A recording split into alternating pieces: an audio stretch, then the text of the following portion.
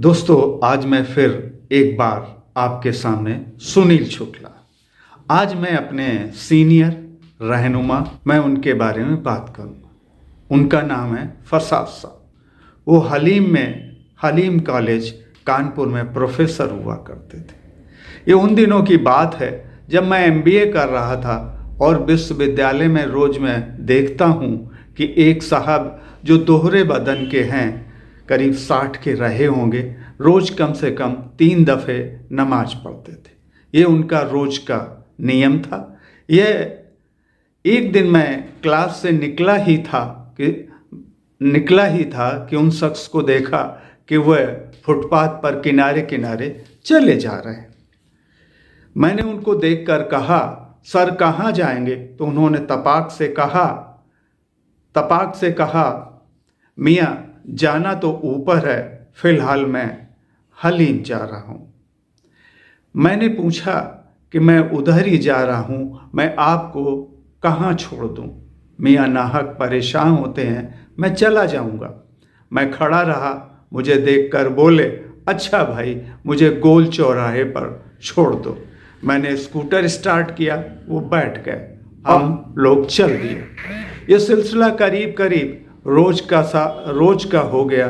कभी गोल चौराहा, कभी गुमटी, तो कभी उनके घर हलीम के सामने। बातों बातों में पता चला कि वो हलीम में प्रोफेसर हैं। उनको छोड़कर चलता तो बोलते, मियाँ एक कप चाय तो बनती है। ऐसे ही चले जाएंगे छोड़ के, और बड़े ऐसे बोलते जैसे बड़े हमारे करीब हैं, बहुत दिल के करीब हैं। मेरा जवाब होता, नहीं साहब, अगली बार जरूर। मैं एमबीए के बाद रिसर्च करने लगा,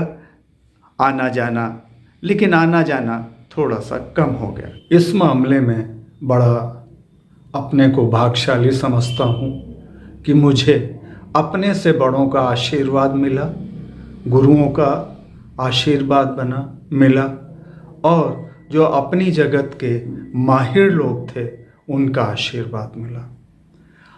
फसाद साहब उनमें से एक हैं जिनका वरद हस्त या जब भी मुझे मिले तो एक बड़े अपने होने का एहसास उन्होंने हमेशा दिया, और हमेशा मुझे एक ताकत दी, और हर तरह से, चाहे वो मोटिवेशन हो, हौसला अफजाई हो, और एक कहते हैं कि जैसे एक जो बड़ा होता है वो बड़ा होता है।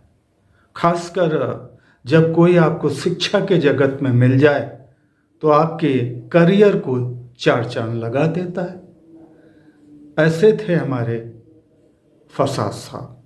ये बड़ा ज़हीन लड़का है, नेक है, मेहनत कश है, और दिन में पढ़ता है, रात को काम करता है, बच्चे हैं। ऐसा लड़का मैंने अपनी ज़िंदगी में कभी नहीं देखा।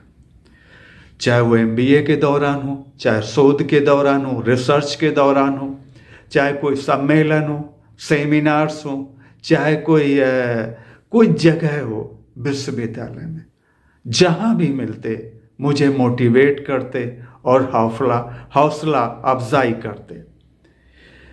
मुझे हमेशा एक वो रहनुमा और तरक्की पसंद इंसान लगे। उनके चेहरे पे एक स्पष्ट ईमानदारी टपकती थी। हलीम और विश्वविद्यालय के बीच सफ़र कई सालों चलता रहा। रिसर्च पूरी होने के बाद मेरा विश्वविद्यालय आना जाना कम हो गया और सफ़र का सिलसिला कम होता गया। मैं भी मसरूफ़ होता गया और कभी हलीम जाना नहीं हो पाया। आज 25 साल से ऊपर हो रहे हैं। जब मज़हब की दीवारें ऊपर उठने लगती हैं तो मुझे फसाद साहब बहुत याद आते हैं, जो मेरी तरक्की के लिए दुआएं मांगते थे और हमेशा मुझे मोटिवेट करते थे और हौसला अफजाई करते थे। इन शब्दों के साथ मैं आज दावे से कह सकता हूँ कि फसाद साहब जैसे नेक इंसान और नेक दिल इंसानों ने इस मजबूत और मुकम्मल हिंदुस्तान की नींव रखी है। एक मजबूत हिंदुस्तान, मुकम्मल हिंदुस्तान, जो आज भी अपनी मजबूती के साथ अपनी नींव पे खड़ा हुआ है। इन शब्दों के साथ मैं एक बार फिर मैं उन सबको मैसेज देना चाहूँगा कि ये मुकम्मल हिंदुस्तान, मजबूत हिंदुस्तान, यह जो हमारा समाज है, इसकी नींव कहीं न कहीं हर समाज में, हर मज़हब में फसाद साहब होते हैं और वो मजबूत नींव रखते हैं, जिसकी बदौलत आज हमारा मुल्क, आज हमारा देश एक मुकम्मल हिंदुस्तान खड़ा हुआ है।